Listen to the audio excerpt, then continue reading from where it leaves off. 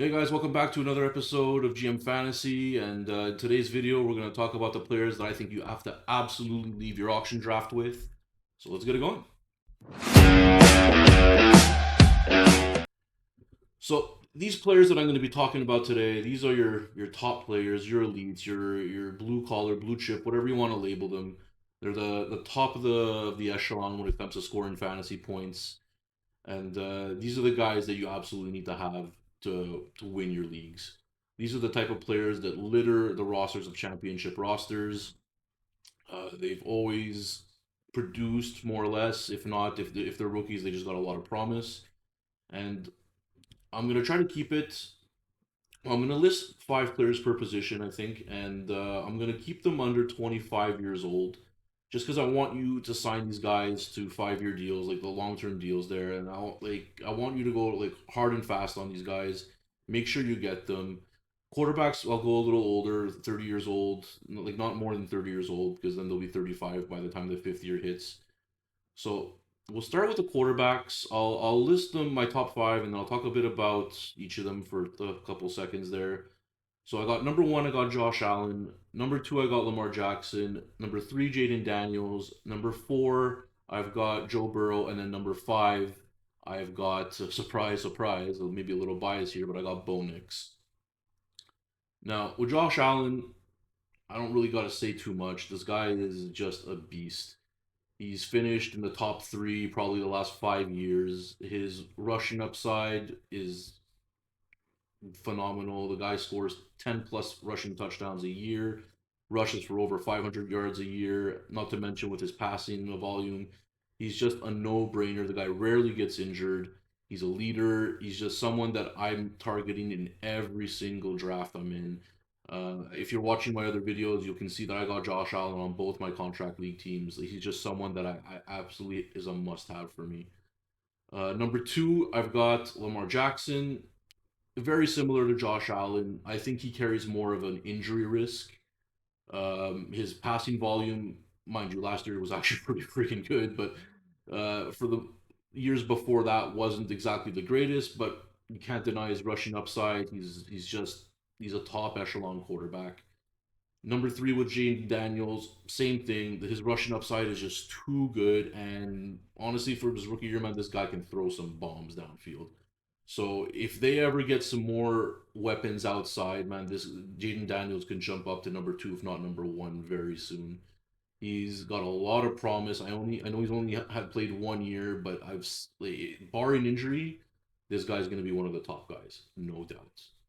Number 4 with Joe Burrow, he's not a rushing quarterback, but his passing volume is just top of the charts. The guy is gonna may have over 600 passing attempts per year, like no matter what.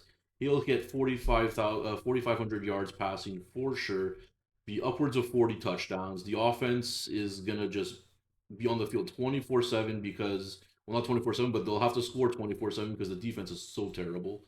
So it's just I can't see Joe Burrow lower than number 4. He's just with his volume alone, I think he's going to be one of the best quarterbacks out there. And also, depending on your scoring format, if you get points per completion, like I do in my league, Joe Burrow might actually move up the ranks, depending if it's a half point or a full point, because of all the completions this guy gets.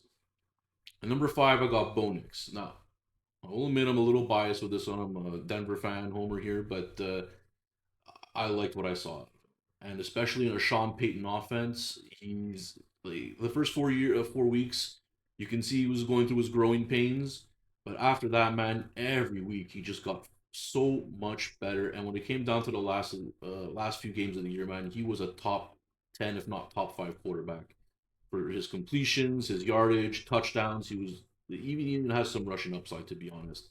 So I have a lot, and honestly, I think the Broncos are going to do very well this year. I think they might take the Chiefs out for the leaders of the division. Uh, I'm expecting a lot of things out of Bo Nix and the Broncos this year, so that's why I got him at number 5. And it's just you. These are the type of guys that I think if you can get 2 of these on your team, man. Oh my God, you like if you start 2 quarterbacks, or if it's a super flex, obviously. If it's a single quarterback, you just need one of them. But if you can get 2 of these on your team, man, you are in great shape. So we'll go with the running backs now. And so number one, I've got Bijan Robinson. Number two, I've got Jameer Gibbs. Three, I've got Ashton Genty. Four, I've got Devon Achane or Achan. And five, Omarion Hampton.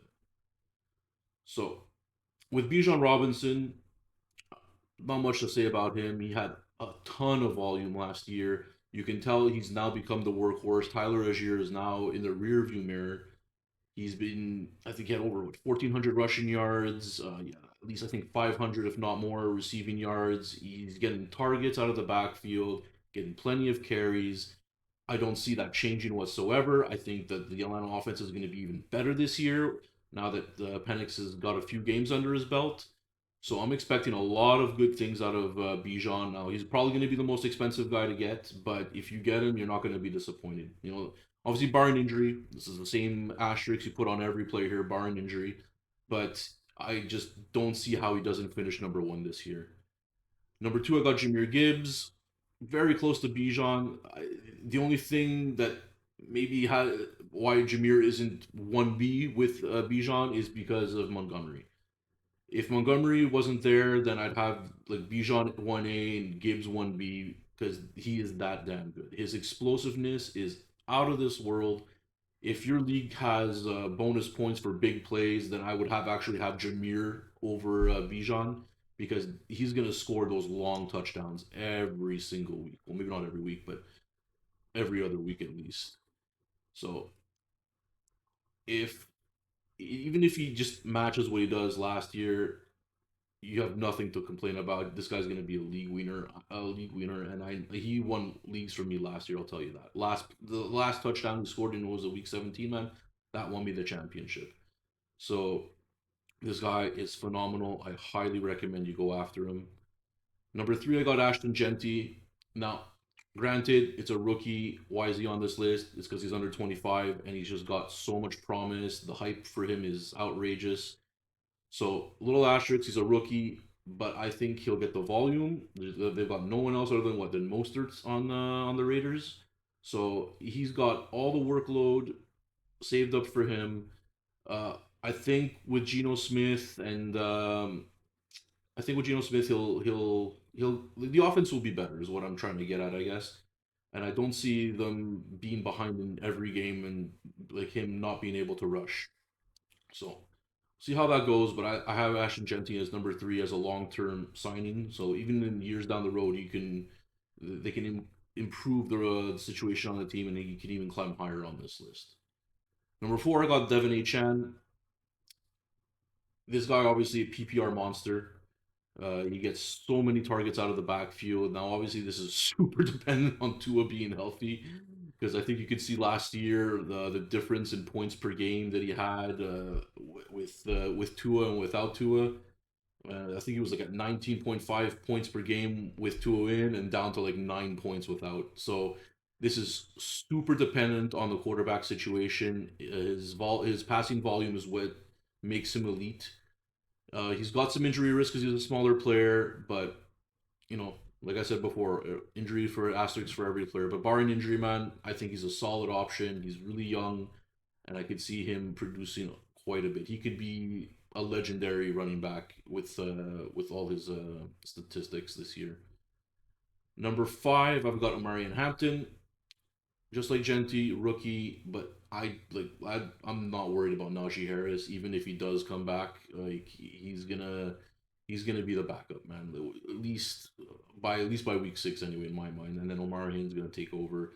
This guy was so good in college. He's just your prototypical built running back, and I think like they don't draft him in like number when a team drafts a running back in the first round, they use them.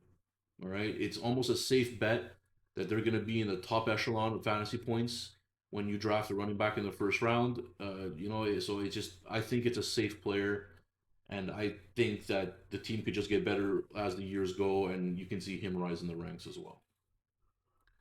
Now, when we go to wide receivers, I've got Jamar Chase at number one. He's 25 years old, so he just made the cut, and obviously we'll talk about him in a second there, but then I got Malik Neighbors number two, Brian Thomas number three, Drake London number four, and then Marvin Harrison Jr. at number five. So with Jamar Chase, I think look, he's a Triple Crown winner. The guy is just a beast. He catches touchdowns. He has a lot of receptions, a lot of yards. He's tied to Joe Burrow. The offense is not going to go anywhere. It just he's the number one for a reason, and I don't see that changing anytime soon. Malik Neighbors at number two. Like this is going to be very dependent on the game script, and which I think will be in his favor, obviously, because I think the Giants are going to be behind in a lot of games, and it's obviously going to be depending who quarterback is. Now, I think it doesn't matter who it is going to be a quarterback; they're going to be targeting him, so he'll get his targets for sure. Efficiency wise, we'll see who's actually at quarterback and who it is. But I think it's a safe bet, especially going down into the future, that he was going to be a top receiver in this league for quite a while. So I think it's very safe signing this guy to a very long deal and overpay if you have to get him. Brian Thomas Jr. is at number three. He's already proven last year that he's going to most likely be the focal point of the offense. Like I know with Liam Cohen there now, I think he's gonna be the deep field stretcher. He'll get the volume. I think Travis Hunter will only help the situation, not hurt it. Because I see Travis Hunter doing all the intermediate routes, the shallow routes, and Brian Thomas will just go over the top. So I think there's going to be more big play touchdowns out of Thomas this year than we had even from last year, and that's why I got him at number three. Drake London at number four. There's not that there's no one else on the team, but I don't see Darnell Mooney taking too much of a target share from Drake London. Kyle Pitts, we'll see what happens with him this year. I heard that him and Penix have been playing a lot of golf together, so we'll see if Pitts gets on board this year. Well, I doubt it, but we'll see. And so yeah, like Drake London, man, the last four games with Penix, man, he was obviously the number one target. I think he was getting close to like 28, if not 30% of the team target share. He had some big yardage games. I and like I said before for Bijan Robinson, that I think that the offense is just going to get better this year. More points. I think a higher ceiling for Drake London this year. Now number five, I got Marvin Harrison, and look, I know he didn't have the rookie year everyone thought he was gonna have, but to be honest, it wasn't that bad of a year. I think he finished with like 880 yards, eight touchdowns. That's really not that bad of a rookie year. Just not what we were expecting. I think he beat his pops by like 80 something yards actually. So like it really like it was a solid season. Now the Cardinals didn't have the best offense. It went pretty much to McBride and James Conner, and then the third duties went to Harrison. But I think it'll get a bit better this year.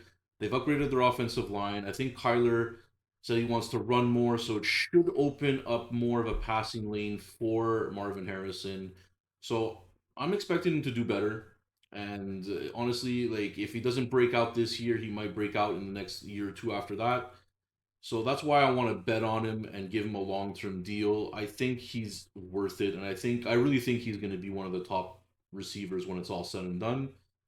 His hype coming out of college was just undeniable. The stats were crazy, and I just don't see him not succeeding. So I would definitely go after him. Now, when it comes to tight ends, so one, Brock Bowers. That one's a no-brainer. Two, I got Trey McBride. Three, Sam Laporta. Four, I got Tyler Warren. And five, I got Colston Level. So obviously, at number one, Brock Bowers is he just had the greatest rookie season of all time for a tight end. And they didn't add much competition for him in the offseason. Now, I know they drafted, was it Jack Besh? They signed I don't know. I don't even think they signed anyone. I think the Jacoby Myers came back, and then they got Trey Tucker still. So, or they drafted Thornton, I think, the other wide receiver. So I don't see much competition. Geno Smith is going to look for him all day. I think he's going to have another breakout, not a breakout, but another phenomenal tight end one season. Get Brock Bowers. He's a league winner. He's such an advantage at the position that he's worth overpaying for. Number two, Trey McBride. Very similar to Bowers. The guy is a target hog. Kyler looks for him nonstop. And honestly, I don't know why he doesn't get touchdowns, but if this guy were to get some touchdowns, you could be tight end one easily. He's just so big. He boxes everyone out. He's young. He's gonna be a talent for years to come. I can't. I love McBride, and I want to get as much of him as I can. Go get him. Number three, we got Sam Laporta. Now he had a bit of a not say down year. He's only been in the league 2 years, but he had the number one tight end season of all time when it was his rookie year, and then last year he started off a little slow. I think it was because of an injury, but towards the back half, man, he went back on, man. He was getting a lot of points. He helped win me the championship in the finals, man. He did extremely well. Him and Gibbs, man, what a combo. He's young. He's going to be a focal point of the offense, I think, for years to come. Go get Sam Laporta. And then I've got Tyler Warren and Colston Loveland at 4 and 5. Now these could be interchangeable. I have them there just because the other tight ends in the league that are under 25, they're nice, but I think these guys have the potential. They were first round picks. You don't always get tight ends drafted in the first round, so I know these guys are going to be targeted heavy. The investment was made in them. You know, Colston Loveland was what 10th overall. Ben Johnson's going to use this guy. You know, Tyler Warren was I forgot where he was drafted, but what else do they have in Indianapolis? Like they are going to use Tyler Warren. Like even already in the preseason, I think they targeted him early and often. So they're young, and I know tight ends take a few years to maybe get to their potential, but that's why I want you to sign them to these 5 year deals. So you'll get them maybe on the cheaper end right now, and then when it gets to year 3 or 4, they'll be the top tight ends in the league, and you got them at a bargain price. So these are the guys that after Laporta, I think you should target heavy and just get them, man, because these are the players that you need to have to win your championships on your rosters. So I think I'm gonna leave it at that. Like I said, guys, you need these players to win, so at least try to get 2 or 3 of them, on your teams. And if you do, you're gonna see, man, you're gonna have a championship level roster, and I'll be happy to see you guys make the finals. So I'll leave it at that. If you guys have any questions or maybe some other players that I've maybe missed or you think that shouldn't be on the list, Bo Nix. But leave it in the comments. I'd be happy to go back and forth with you on that. And I'll see you guys in the next one. And don't forget to like, subscribe, and leave some comments. See you guys after. Cheers.